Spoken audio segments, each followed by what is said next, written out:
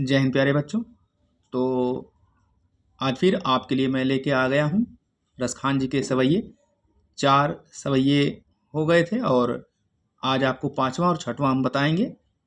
ठीक है, तो चलिए वीडियो को आप लाइक और शेयर कर दीजिए और इसको बार बार आप सेव करके पढ़ते रहिएगा और जो आपके साथी हैं उनको भी आप शेयर ज़रूर कीजिएगा। ठीक है, किसी का भी भला हो जाए।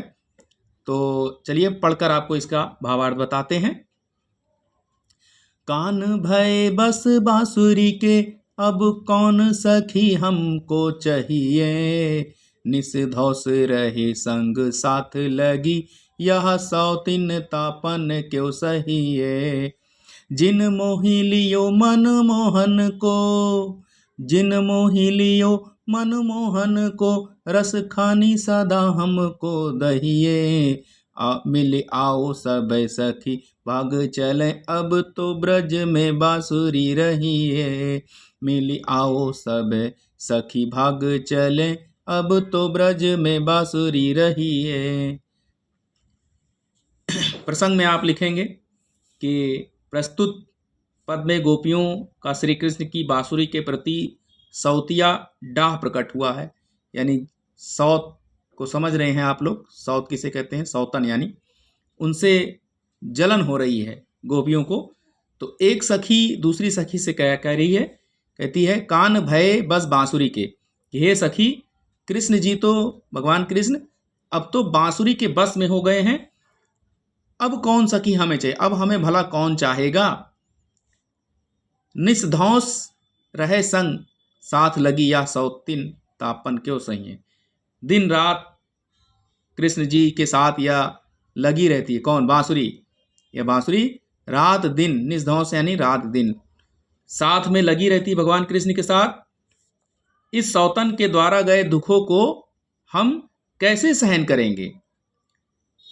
उसके बाद जिन मोह लियो मनमोहन को, जिस बांसुरी ने मनमोहन यानी कृष्ण को भी मोहित कर लिया, रसखानी सदा हमको दहिए।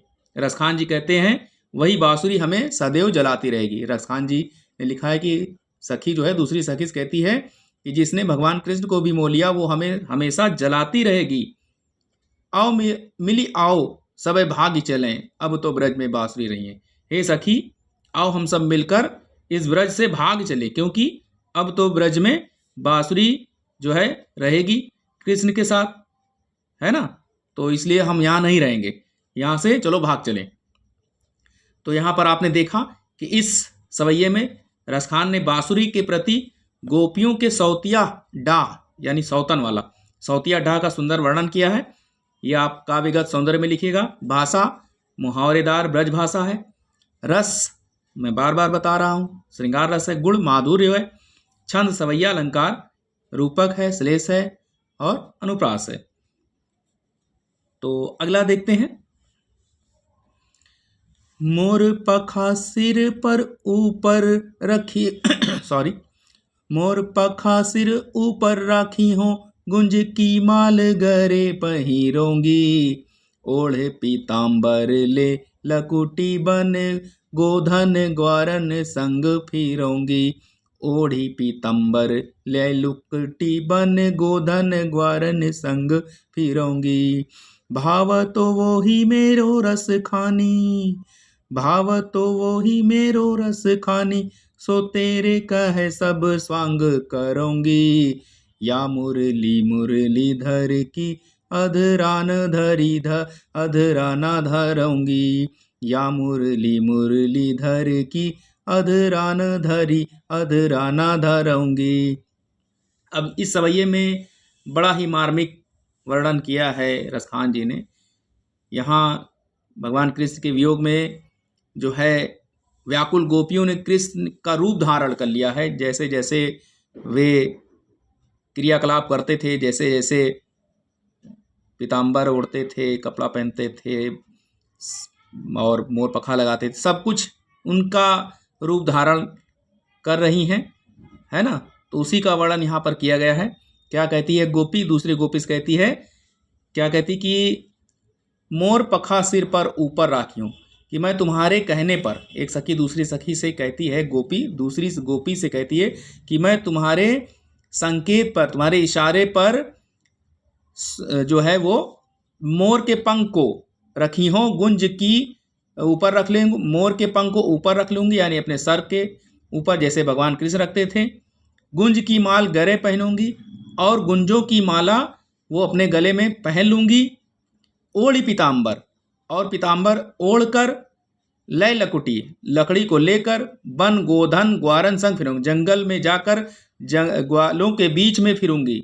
गायों और ग्वालों, गोधन यानी गोधन जो गाय जिसके पास ज़्यादा रहती थी तो उसे वो बहुत बड़ा धन माना जाता था, गायों का धन। तो गोधन यानी गायों और ग्वालों के बीच लेकर के लकड़ी को रहूंगी, पीताम्बर ओढ़कर लकड़ी को लेकर जंगल में गायों और ग्वालों के साथ घूमूंगी।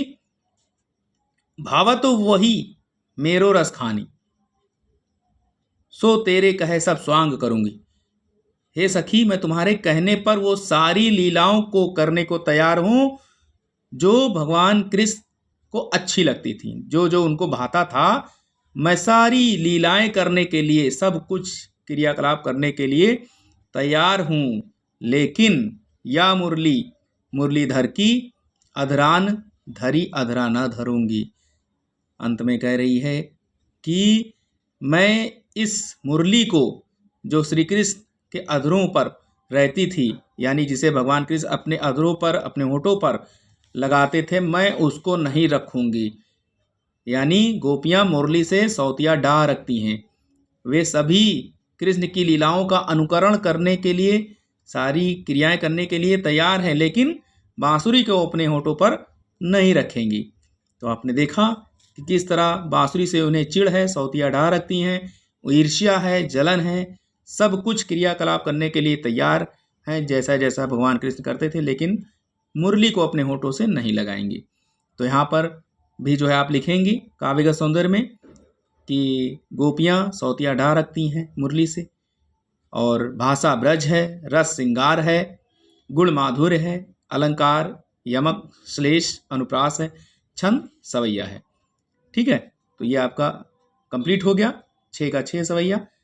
और अगर समझ में ना आए तो आप वीडियो को सेव करके आप दोबारा सुनेंगे, 100% समझ में आएगा। उसके बाद फिर बच रहा है कवित्त, इसको मैं आपको फिर अगली वीडियो में बताऊंगा। ठीक है।